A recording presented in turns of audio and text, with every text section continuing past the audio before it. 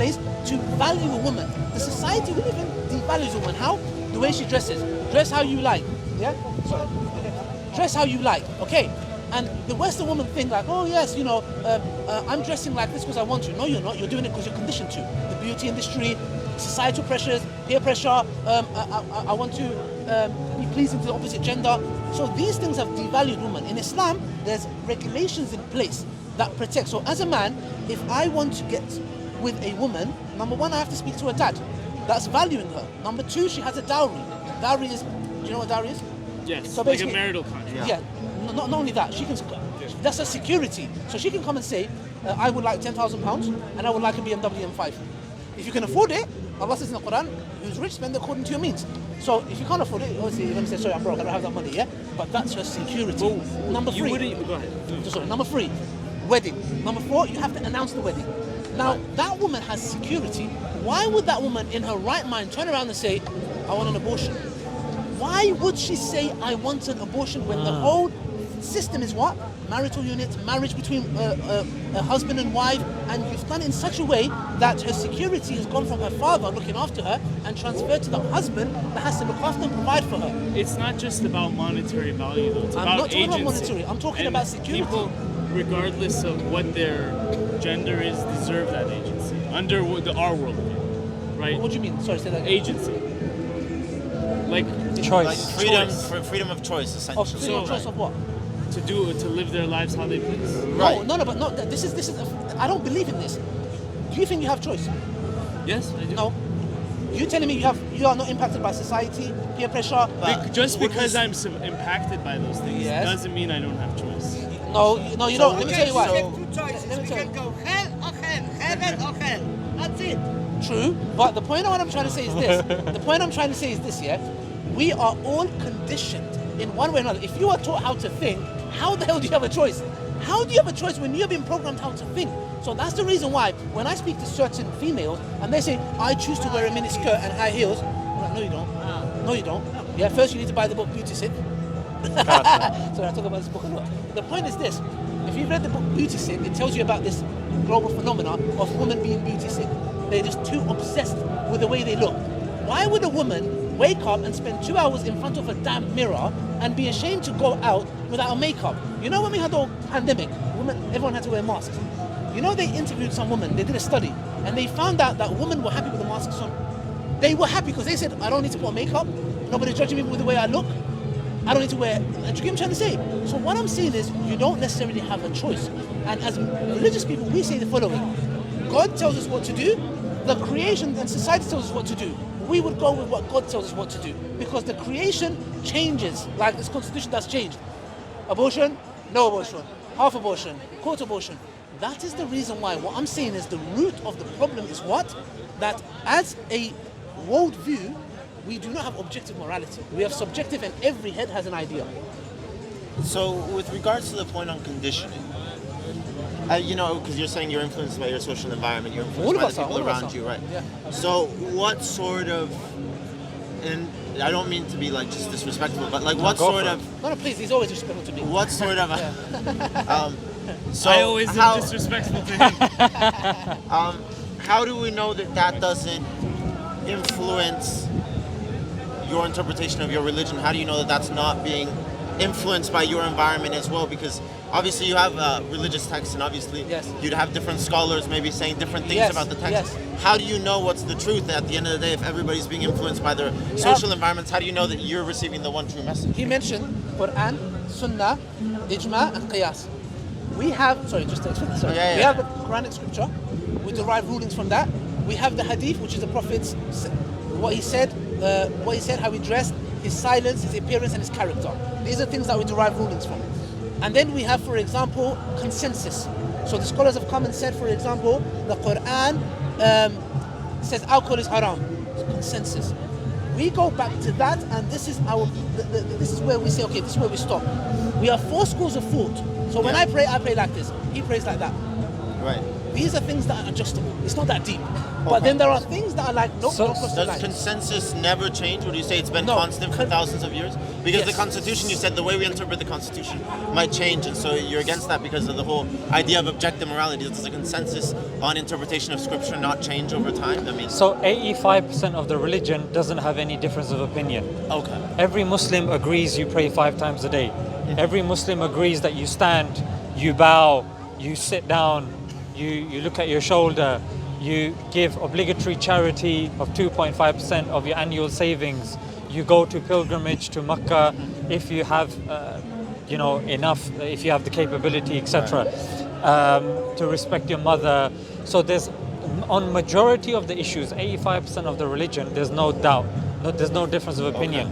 In fact, the Quran itself says there are certain verses that are mutashabihat, yeah. So they're the ones that there's not, you can't certainly pin that down, but they are not to do with the fundamental day-to-day living, like abortion, killing, lying, cheating. So stuff for the working of society. Now, what he said.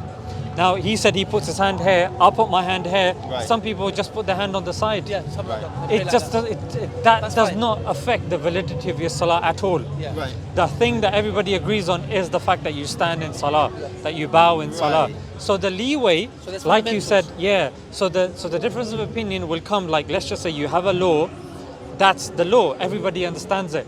Now, how does that law apply in different circumstances and different situations? That's where then you will have certain people, certain senior scholars that we look at their interpretation, and that's where you look at ijma', which is the third thing that he said. So Quran, Hadith, ijma', and then qiyas. So ijma' is the third one. So with regards to, okay, how many rakat of Taraweeh do you pray? Yeah, and sorry, sometimes I just say stuff. So that's in Ramadan. We have a prayer that we do Right. only It's in not Ramadan. obligatory. Yeah, it's not obligatory. Not obligatory. So how many units do you do? So that's when the scholars would come together, and there was a consensus that was reached about a certain number. So with regards to Really? these sorts of Are you things, sure about that? yeah, it was done in Saudi actually. There's But consensus? we'll speak off camera Okay, though. all right, okay. So Are you sure about that? Yeah, Is there 100%. consensus on that? yeah, there is. About me and you speaking off camera? Well, there is, because I'll speak. You're You'd gonna have to speak listen. to him off camera anyway. Yeah, you guys are gonna be chatting. No, I can afterwards speak, but he anyway. doesn't have to listen. Yeah. So so in that sort of sense, the difference of opinion is actually on minor things.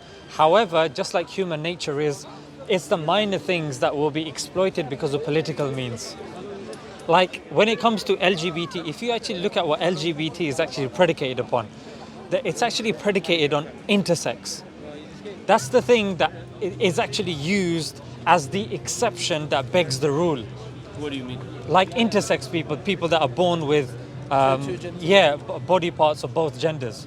So that's where that's where it all started from. Why would you argue that Wait, Go ahead. Just a second, because I want to stick on the abortion issue before we dive into. Okay. If that's okay, yeah. Before we dive into another. Yeah, That's the main part. So you can bring me back.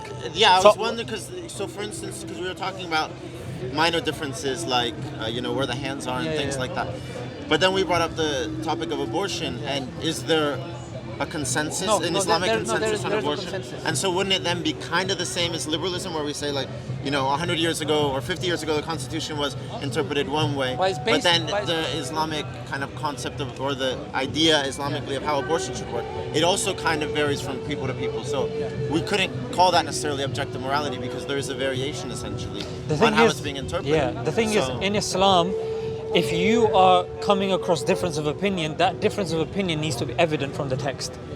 Like there's 5 prayers.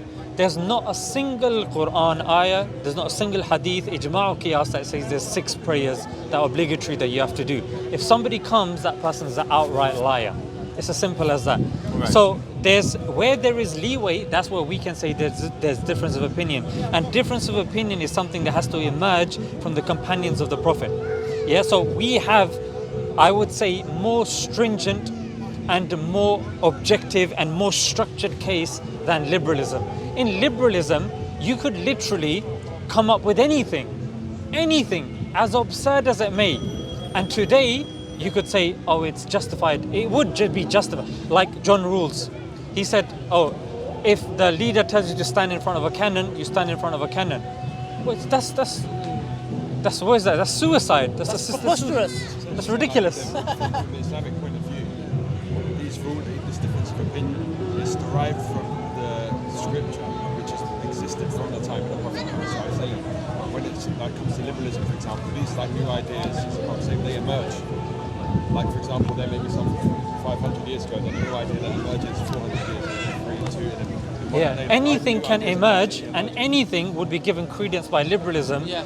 But in Islam, if something was to emerge that goes against something that's established, there's not a single Muslim that's credible and worth his salt or her salt that would say yes, there's 6 prayers. So you would say there's more of a I'll say it's more structured, you'd say it's more objective. consistent There's and red, objective. yeah. 100%. It's more Right. structured. Yeah. And there's red lines. Even the one with the 80 to 120 days, the reason they derive that is because they take it from the hadith, which says when the soul is breathed into the child. So they say, okay, from that moment on, it's human. life. Right. And then they say, for example, before that, you possibly can. That's where they get it from. But this is where the red line is. But for liberalism, it's like, yeah, no, 8 months, no problem. Okay, so you'd make the 9, argument. no problem. Do you get it? So the point is, we have a line where we're like, okay, and the ones that have that, we're like, okay, we understand. We're saying when the soul is breathed, it's before that. Okay. So the point is that with liberalism, it's like 20 months. One will say 1 month, 2 months, 3 months, 8 months, 9 months after it's born.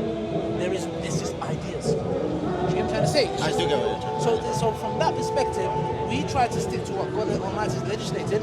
And again, Islam's main point is what? Prevention is better than cure. We don't want like, okay, get everyone to have illness and then we'll give you the cure. Islam says no, prevention. Prevent it. Because the consequences of that, if you don't, promiscuity, we are seeing the ripple effects of that. And I believe it plays a major role on these women wanting abortion. If we can deal with that issue, we would deal with more mentally stable men and women. And a lot of women are unstable. So are men. Why? Because women want security. That's why usually a man cares about a woman's past and a woman cares about a man's future. Yeah, psychologically we're like that. You know how many body what do they call it? Body count. Yeah. Okay. Why does a man ask this? Why does it bother him? Because he cares. And a woman cares about a man's future. What are you doing for a living? That is how we are created. So the thing is, Islam deals with it in a way where if a woman can have security, she is best. She's the best of herself.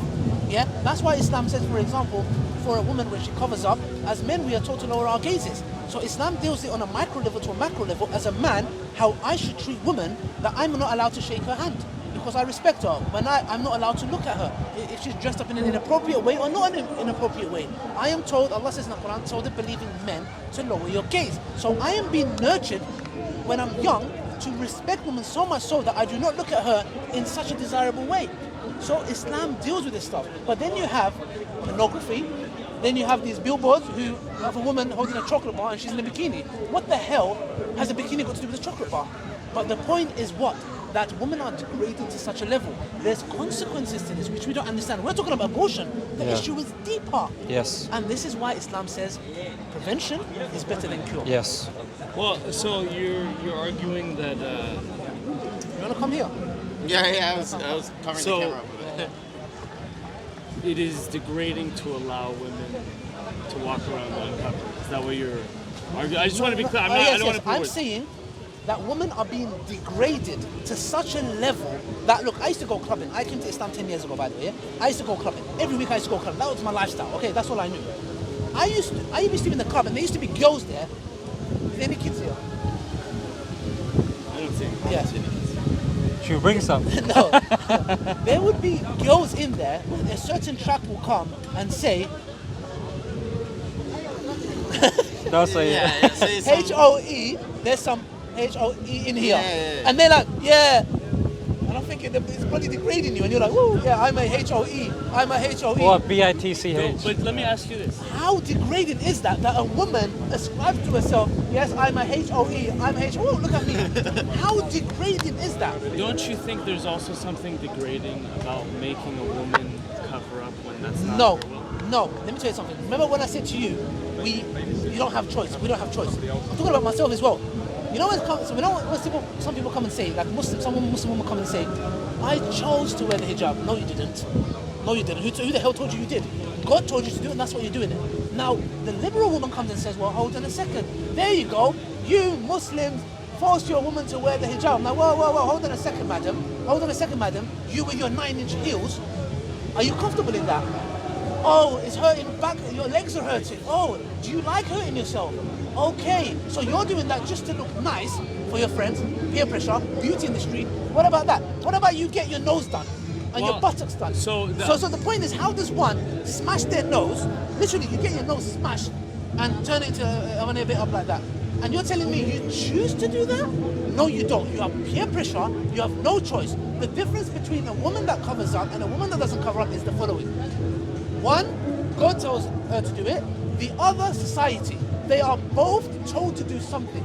You have a choice of saying, I will follow society, or I will follow my Creator. Well, in the case of my mother, who was a Jew growing up in Iran, she was just told moved to in do so Is that right, yeah? by society because she grew up. Okay, those are region change. Okay, yes. Revolution, post-revolution, Ayatollahs, yeah. and to people like us, being forced to cover up when that's not your view is degrading. Yes. You see what I mean? So do you see where I'm coming from? What I'm saying is the following. But you see where I'm Yes. Your camera's gone off. Forget it, I didn't even trust it anyways. So, don't worry, sis. Yeah. Check in the bin. The point I'm trying to say is this. We, as human beings, look, there was a famous philosopher. Sorry, I always forget his name. The one who's, how do you know his name? The one who said, we're born free, but in shackles everywhere. Oh, John Rules. Are you sure it was him? Yeah. Okay, so there was a philosopher. Don't who test said- man again, yeah? No, never. This is my teacher, by the way. Man is born free, but in shackles everywhere. It's like, you go to war and you get medal. You guys have got all these mics going on. These are like medal. I know we got this one. You got one as well.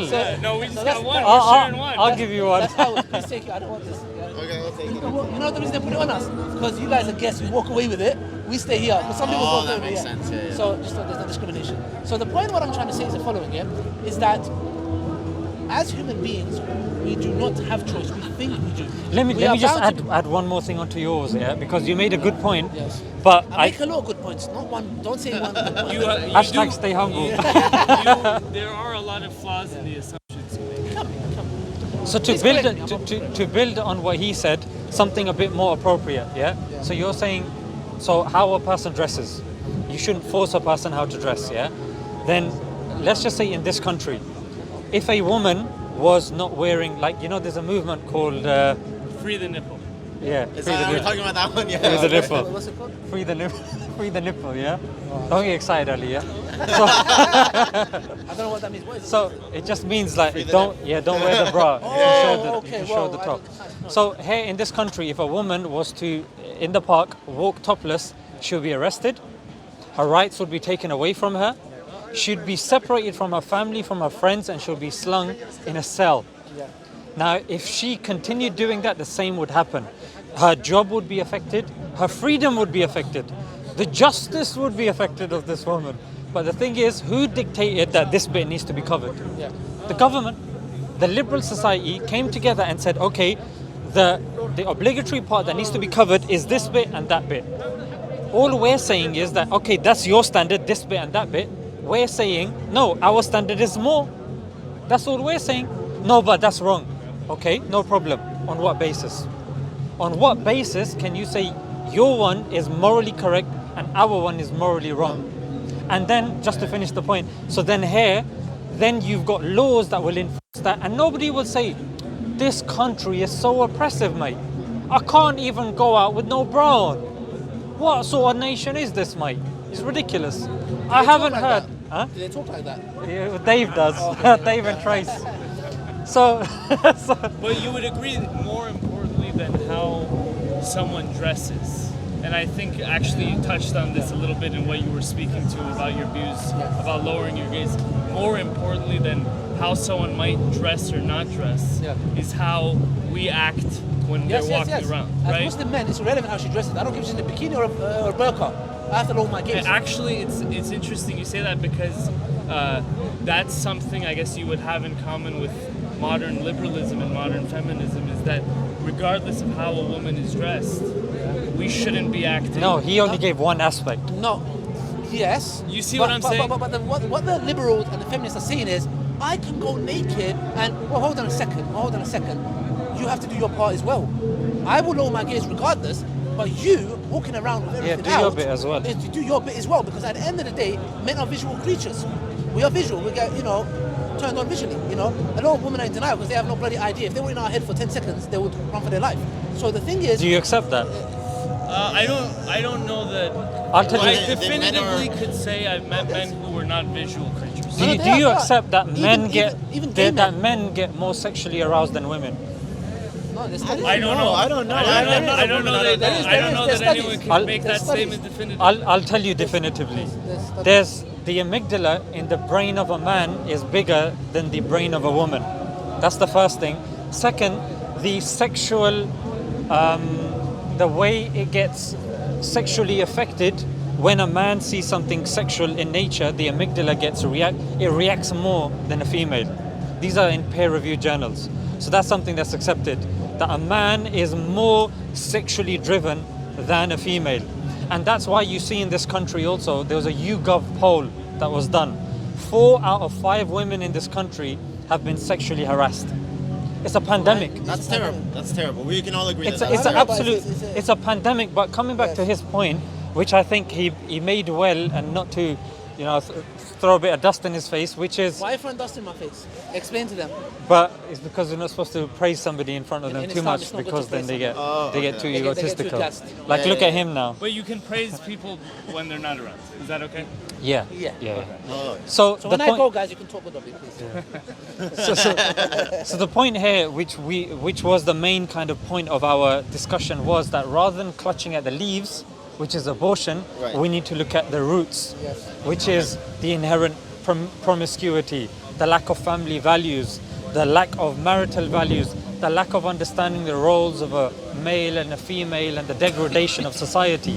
These are the things that have coalesced and that have resulted in abortion.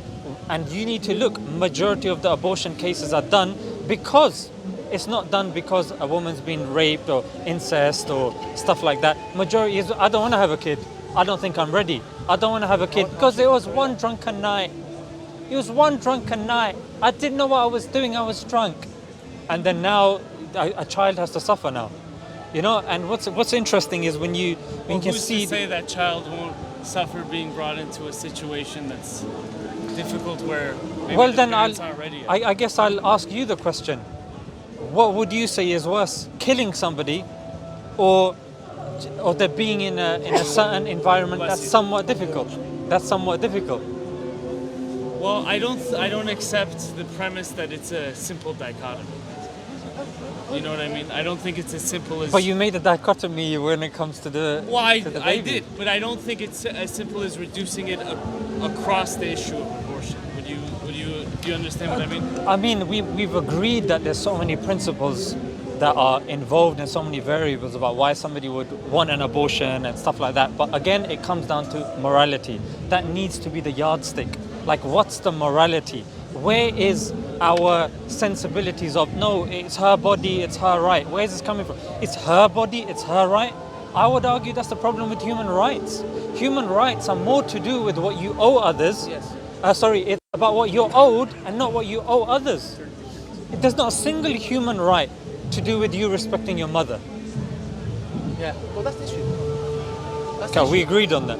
well, factually, I guess that's. Yeah. I can't disagree with that factually. Yeah. Like, yeah. But I would- like- I would- You have to respect your mother disproportionately to any other person you meet, right? So more so than more other people. more so than other people, yes, Yeah, yes. but that's another issue that we have. For example, our obedience to our parents are gone.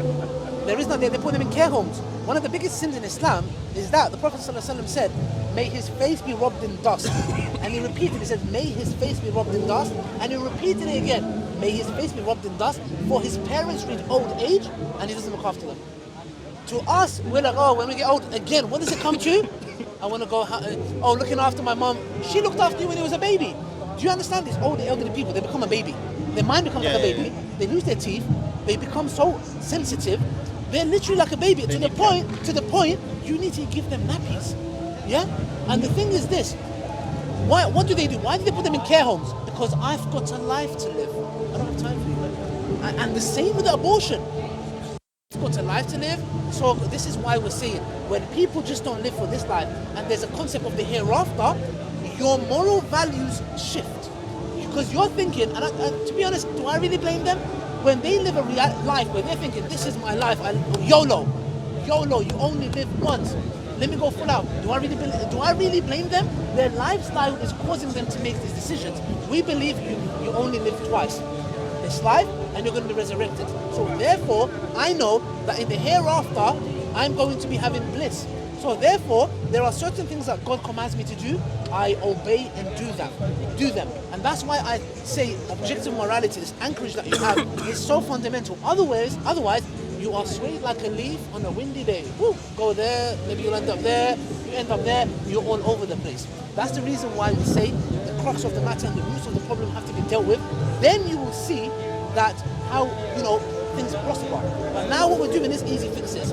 I want to do this, go and do it. I want to drink alcohol, go drink it. Drugs, yeah, you're destroying people. We are destroying people. And this is why we're having this phenomenon. Mental health, people not happy, disorder, nobody's getting married. Marriage, come on, look at the divorce rate, and men don't want to get married. You know why men don't want to get married? Because they married a woman for 15 years, have kids, she can all of a sudden flip things on the head. She can go find somebody else, you can't have custody of the kids, she takes half of your wealth. So men are thinking, well, to hell with marriage. Why the hell would I get married? And then the women are saying, well, I want to get someone to get married. The cycle continues.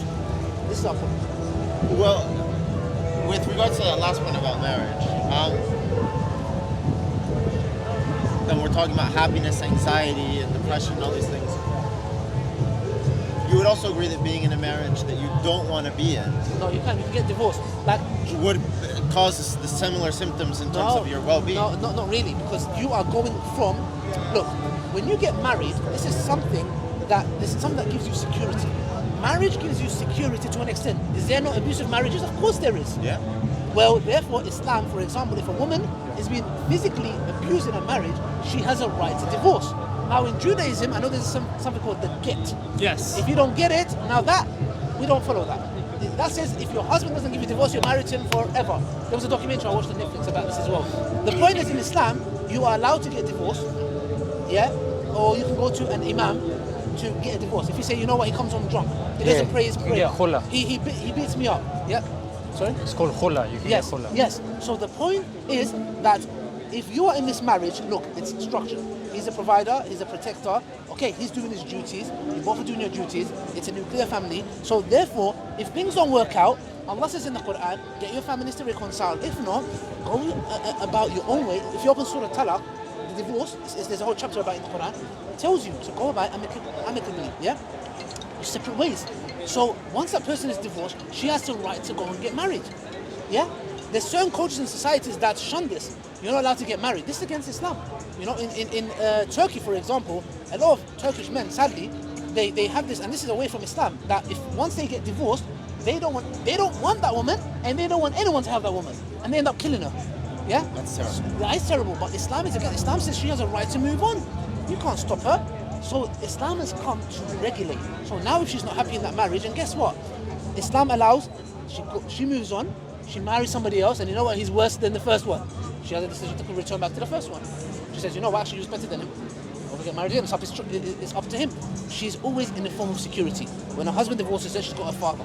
Okay, her father's there to look after her, etc. And she gets married. So again, it comes back to She's falling always- back on Yes. the family structure and the family values, which is Emphasized heavily. yeah, Yes. which is the foundation. Yes. Yeah, which is the foundation Yeah. on which everything else kind of builds upon, and it kind of goes on from Yeah. there. That's But why there's harsh an punishment. Sorry, go ahead. No, no, Please, go ahead. no, I it's- talk too much. But please. there's an assumption therein that having kids and being married will always make you happier Yes. than not having kids and being married.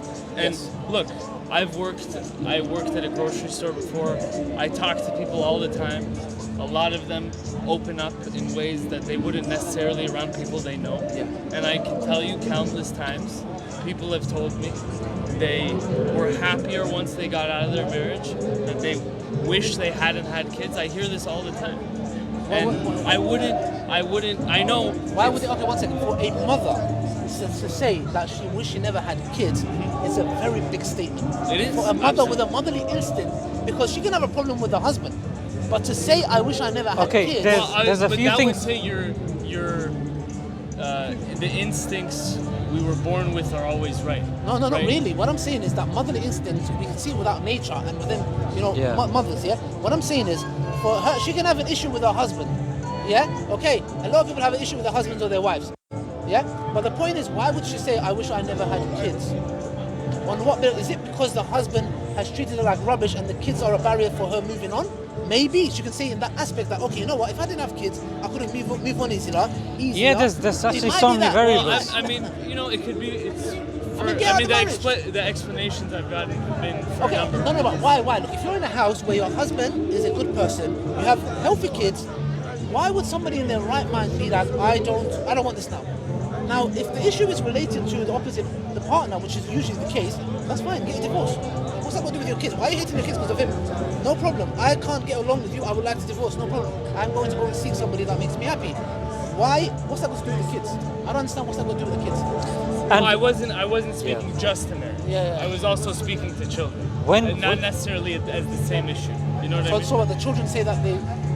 No. It's just there have been times where I've met someone and they've said, I wish I didn't have kids. So Totally separate of when a anything woman's to- pregnant, Exception to the rule. when a woman's That's pregnant, what I can say. yeah, no, Exception to the- there's Exception other to the rule. there's other things. Generally, it's not. You have these ones. Yeah, of course, definitely. Is there women that do that? But 100%. but my point is if it's a sorry, tongue twister. If it's an exception, let's say, why should we always expect people to do that? Like have children and get married? Look, let me give you an example, yeah? So what he said is correct, that if all the variables have been treated Islamically and justly, well, they're both same, so Islamically, then these issues technically would not arise. What I mean by this is, let's just say a woman's come to the grocery store. She's unhappy with her life. Has she had an argument with her? Is she living with her in-laws? Is that a cultural thing or is that an Islamic thing?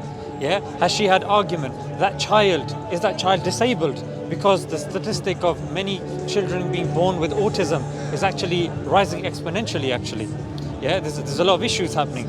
I personally know, off the top of my head, of the 10 families that I know, at least 4 or 5 families have a disability in the home, and that immediately puts the family.